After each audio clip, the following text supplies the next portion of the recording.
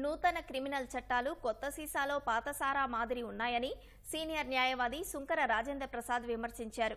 కేంద్రం తీసుకొచ్చిన చట్టాలు పేదలకు వ్యతిరేకంగా ప్రశ్నించే గొంతుకలను అణచివేసే విధంగా ఉన్నాయని ఆగ్రహం వ్యక్తం చేశారు. కొత్త చట్టాలు అమలును నిలిపివేయాలంటూ బెజవాడ బార్ అసోసియేషన్ ఆధ్వర్యంలో న్యాయవాదులు నిరసన చేపట్టారు.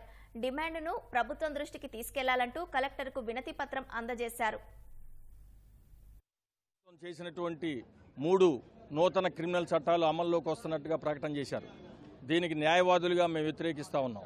ఎందుకు వ్యతిరేకిస్తున్నాం అంటే ఇవి ప్రజాతంత్ర రాజ్యాంగ వ్యతిరేకంగా ఉన్న చట్టాలు అనేటువంటివి. ఇవి పేద ప్రజలకి సామాన్య ప్రజలకి అదేవిధంగా ప్రశ్నించే గొంతుకులను పేక నులిమే దానికోసం తెచ్చినటువంటి చట్టాలుగా మనకు కనపడతా ఉన్నది.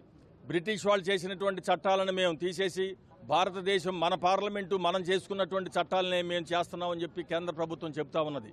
పేర్లు మార్చినంత మాత్రాన అవి మన చట్టాలు కావు అనేటువంటిది కూడా మనం గమనించాలి.